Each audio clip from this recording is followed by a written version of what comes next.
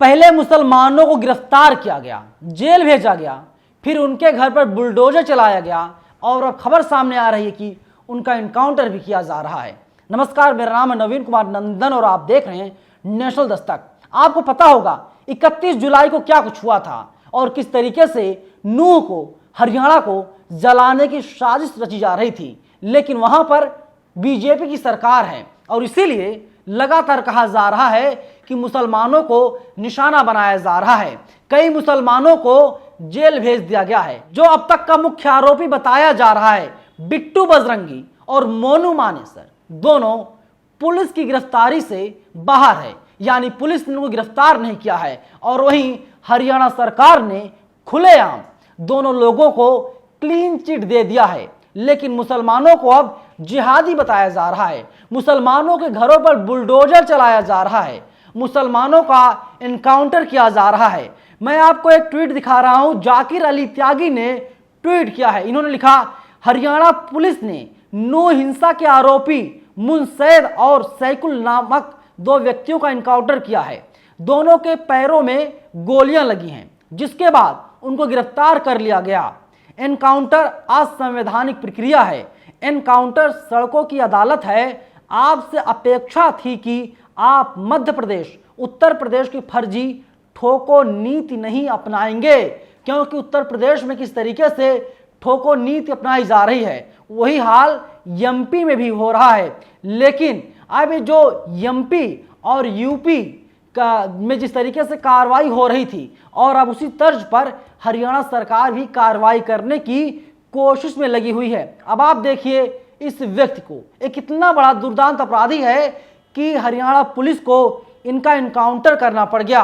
और मुसलमानों का इनकाउंटर क्यों साहब?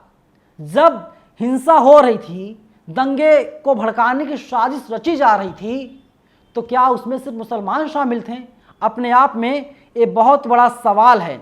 लेकिन नया नियम आया हुआ है, ठोको नीति, जहां पा जाओ ठोक दो। और वैसे भी उत्तर प्रदेश तो ठोको नीति पर लगातार चल रहा था। आपने देखा किस तरीके से अतीक अहमद की भाई की हत्या इलाहाबाद में कर दी गई थी। बाकायदा जब वहां पर तमाम पुलिस के जवान तैनात थे, यानी सुरक्षा के घेरे में थे अतीक अहमद और उनके भाई। और इसके अलावा आपने देखा किस तरीके से कोर्ट परिसर में ही जज के सामने एक व्यक्ति को गोली मार दिया जाता है। बताया जाता है जज साहब जो है वो टेबल के नीचे छिप जाते हैं। और अब वही नीति जो है हरियाणा में भी लागू करने की कोशिश की जा रही है। हालांकि वहां पर जो कुछ हुआ था गुंडों ने किया था, लेकिन हरियाणा में जो कुछ हुआ है यहां पर पुलिस वाले कर रहे हैं। और तमाम जो खुद को पत्रकार बताते हैं, इनकी जो भाषा है बहुत ही ज़्यादा गंदी है, बहुत ही ज़्यादा वाहियात है। सागर कुमार हैं, बताते हैं कि सुदर्शन न्यूज़ में काम करते हैं। इन्होंने क्या लिखा है, पहले बुलडोजर की मांग उठाई, खट्टर ताऊ ने उस पर कार्रवाई की, उसके बाद दंगाइयों के एनकाउंटर की पिछली 5 दिन से मांग उठ रही थी, यानी दंगाइयों का एनकाउंटर कर दिया जाए। आज खट्टर ताऊ ने वो भी कर दिया, 2 जिहादियों के बाबा जी स्टाइल में लंगड़ा कर दिया। यानी आप सोचिए कि मुसलमानों को ये आदमी सागर कुमार जिहादी बताने का काम कर रहा है और कह रहा है बाबा जी की स्टाइल में लंगड़ा कर दिया। बाबा कौन से बाबा? योगी आदित्यनाथ की बात यहाँ पर इस सागर कुमार नामक कथित पत्रकार कर रहा है। इसके अलावा देखिए सागर कुमार का अगला ट्वीट है, कितने लोग चाहते हैं कि मेवात के दुर्दांत अपराधियों और दंगाइयों का एनकाउंटर होना चाहिए, जैसे योगी जी ने अपराधियों का सफाया किया है। बताइए, आरोपी और अपराधी में जमीन आसमान का अंतर है। आपके ऊपर कोई आरोप लगा दी तो आप आरोपी हो जाएंगे, लेकिन जब अदालत सिद्ध कर दे कि उस हिंसा में, उस घटना में आप शामिल थे, उस घटना को, उस हिंसा को आपने अंजाम दिया था, तो आप दोषी बन जाते हैं। इसीलिए मैं कह रहा हूं बिट्टू बजरंगी जो है वो आरोपी है, ना कि दोषी है। मोनू मानेसर जिसे क्लीन चिट दिया जा रहा है वो जो है कि दोषी नहीं है बल्कि आरोपी है।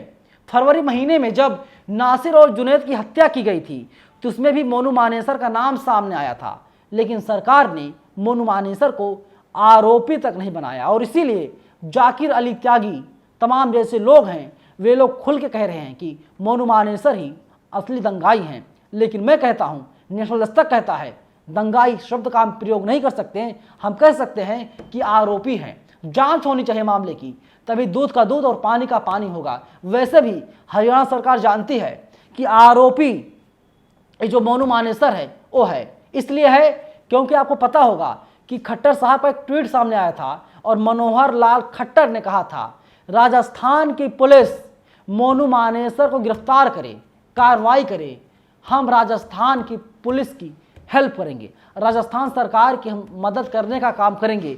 यानी हरियाणा सरकार जो है वो नहीं चाहती कि मोनू मानेसर के ऊपर कार्रवाई हो, और अगर हरियाणा सरकार चाहती तो हरियाणा पुलिस है, हरियाणा पुलिस तो गिरफ्तार कर सकती थी। आपने देखा था, अगर मैं आपको फ्लैशबैक में लेकर चलूँ कुछ महीने पहले की खबर याद दिलाऊं, एक बीजेपी के नेता हैं, उनका नाम है तजिंदर बग्गा, किस तरीके से पंजाब पुलिस उनको गिरफ्तार करने के लिए आई थी, लेकिन हरियाणा पुलिस ने जो है कि गिरफ्तार नहीं करने दिया, और Punjab police versus Haryana police Haryana में हो गया था, और इसके बाद हरियाणा पुलिस ने बचा लिया बग्गा को। और यहाँ पर हरियाणा सरकार जब बीजेपी के अंडर में, बीजेपी की सरकार हरियाणा में है, तो मोनू मानेसर के ऊपर कार्रवाई क्यों नहीं हो रही है, अपने आप में बहुत बड़ा सवाल है।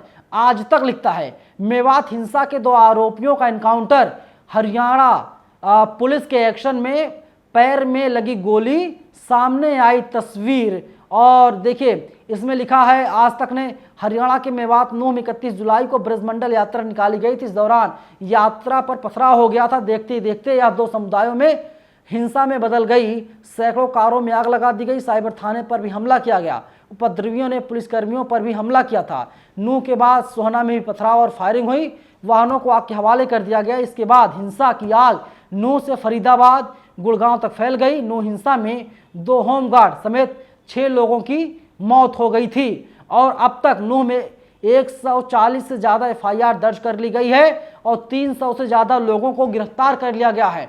लेकिन सवाल यही है कि बताइए जो तमाम सत्ता में बैठे हुए लोग हैं, ये जो गिरफ्तार किए गए 300 से ज़्यादा लोग, इसमें कितने मुसलमान हैं, कितने हिंदू हैं, बताना चाहिए।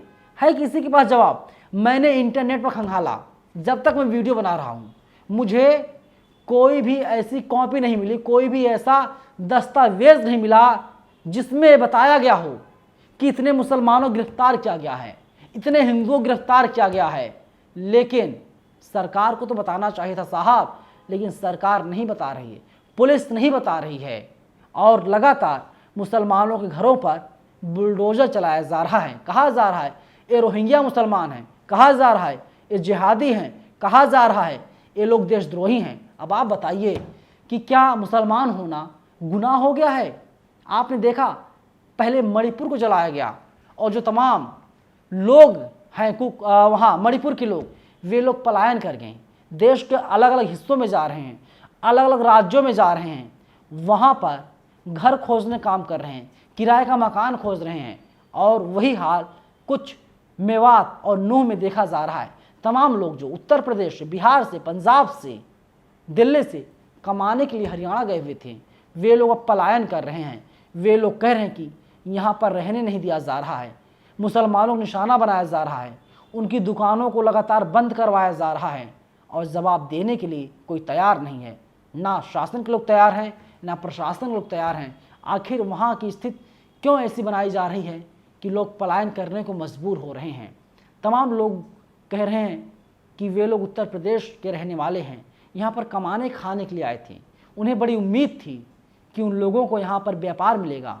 वे लोग यहाँ पर रेहड़ी लगाते हैं, वे लोग यहाँ पर रिक्शा चलाते हैं, ऑटो चलाते हैं, ना जाने क्या काम करते हैं, लेकिन टोपी देख करके और धर्म देख करके, जाति पूछ करके, नाम पूछ करके उन लोगों पर हमला किया जा रहा है, अटैक किया जा रहा है, परेशान किया जा रहा है।